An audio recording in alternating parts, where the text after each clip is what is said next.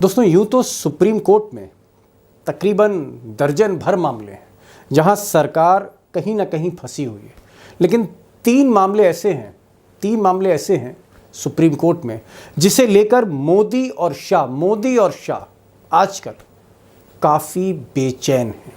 और इन तीन मामलों में दो मामले सीधे सीधे चीफ जस्टिस चंद्रचूड़ की अदालत में हैं।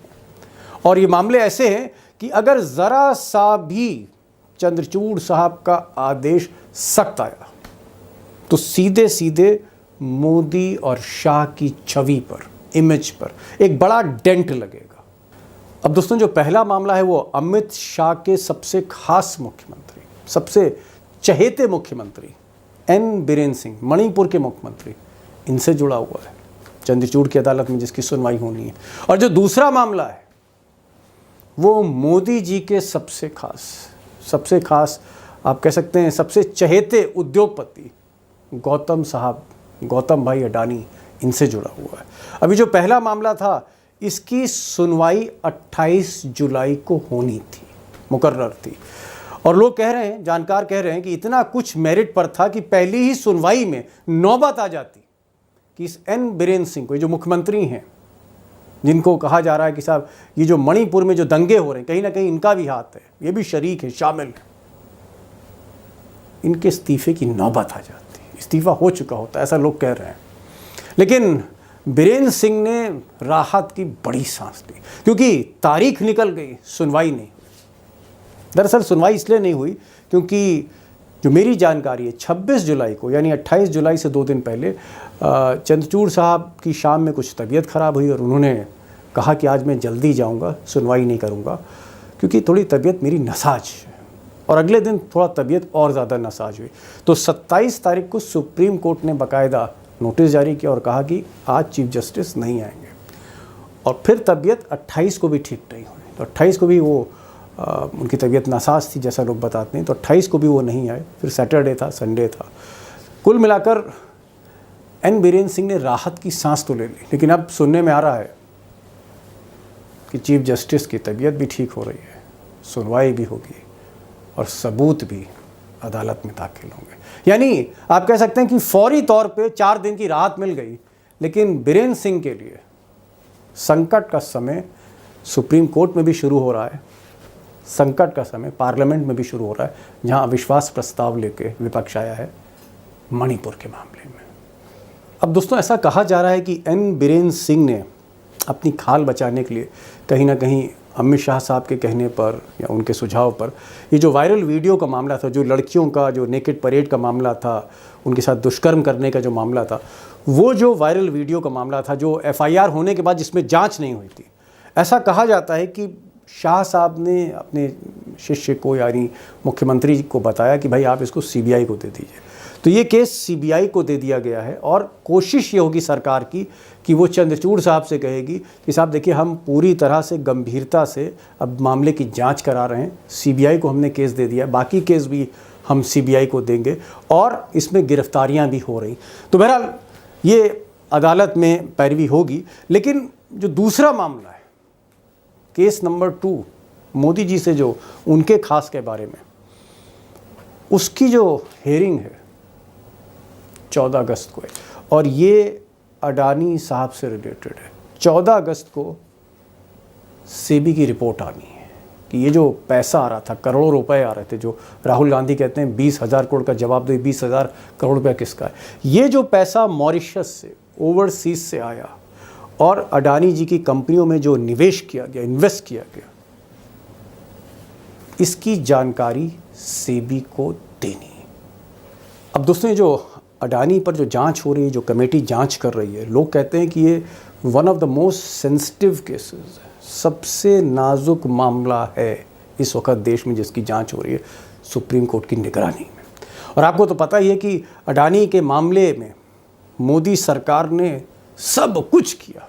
मोदी जी एक शब्द नहीं बोले और राहुल गांधी जो बोले, अब लोग कहते हैं कि राहुल गांधी पर जो मुकदमे की कार्रवाई तेज़ हुई, उनको जो 2 साल की सज़ा दी गई, उनको जो लोकसभा से बाहर किया गया, उनकी राजनीति खत्म करने की कोशिश की गई, उनका बंगला खाली करा लिया, ये सब कुछ इसके पीछे कहीं ना कहीं अडानी केस, यानी जो गाज गिरी उसके पीछे अडानी का ही मामला था, ऐसा लोग कहते हैं।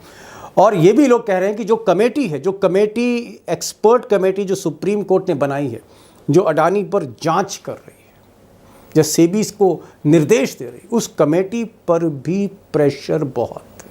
और होना भी चाहिए, क्योंकि देश का सबसे अमीर आदमी और देश का सबसे ताकतवर आदमी का वो दोस्त है, तो प्रेशर तो होगा ही।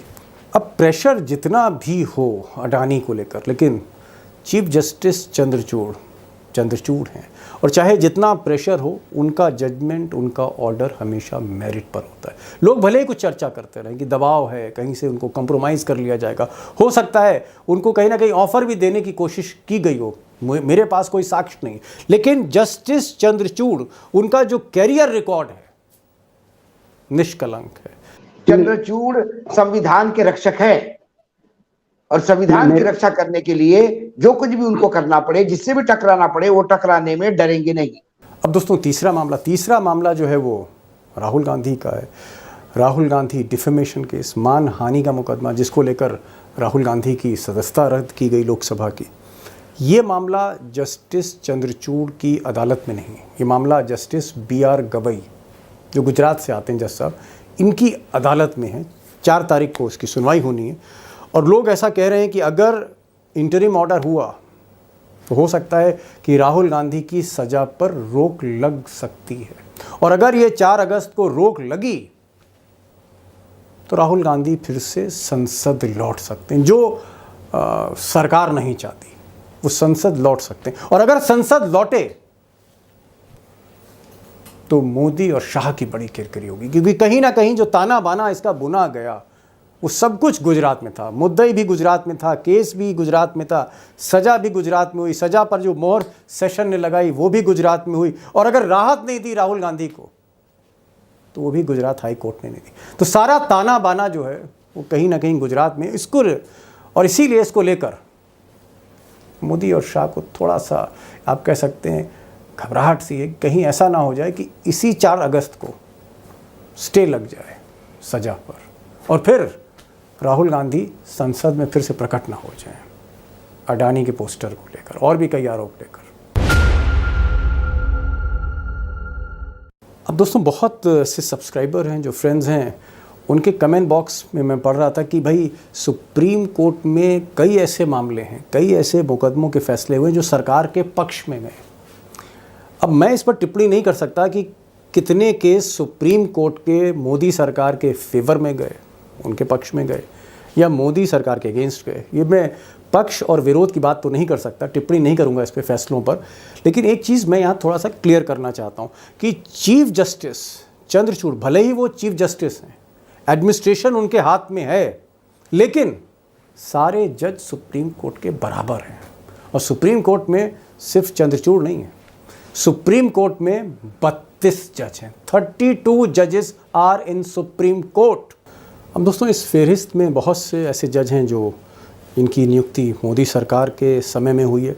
अब मैं इन पर कोई टिप्पणी नहीं करूंगा कि कौन सा जज है बहुत मजबूत है, कौन सा जज ऐसा है जो थोड़ा सा राइट विंग सोच का है। इस पर टिप्पणी करना मुझे लगता है उचित भी नहीं और करनी भी नहीं चाहिए। लेकिन हाँ, एक जज साहब का मैं नाम और लूँगा चीफ जस्टिस चंद्रचूड़ के अलावा, वो है संजय किशन कौल। अभी जस्टिस कौल जो हैं ये APJ अब्दुल कलाम साहब के टाइम पे 2005 में ये दिल्ली हाई कोर्ट के जज बने थे।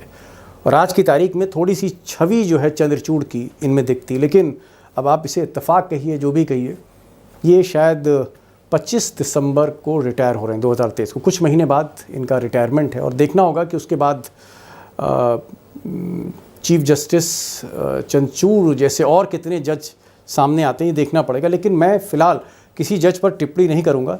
सब सबकी अपनी अपनी बैकग्राउंड है, पृष्ठभूमि है, और मुझे लगता है कि एक जज कितना ईमानदार है, एक जज कितना आप कह सकते हैं संविधान की मर्यादाओं को लेकर आगे चलता है, वो उसके फैसले बता देते हैं। लेकिन एक पत्रकार के तौर पे किसी जज के फैसले पर टिप्पणी करना, ये मुझे लगता है सही नहीं। तो मैं ये जजमेंट आप पर छोड़ता हूँ। मैंने लिस्ट दिखा दी, सिर्फ मैं ये आपको बताना चाह रहा था कि सारे फैसले जो सुप्रीम कोर्ट में होते हैं वो चीफ जस्टिस चंद्रचूड़ नहीं लेते, वो वही फैसले लेते हैं जो उनकी अदालत में आते हैं, जिस बेंच में वो होते हैं सीनियर मोस्ट होते हैं। इसलिए बहुत से ऐसे फैसले हैं जहाँ पर आपको कई ऐसे जजमेंट होंगे जो आपको लगे कि ये सरकार के पक्ष में जा रहा है या विरोध में जा रहा है, उस पर मैं बात नहीं करना चाहता।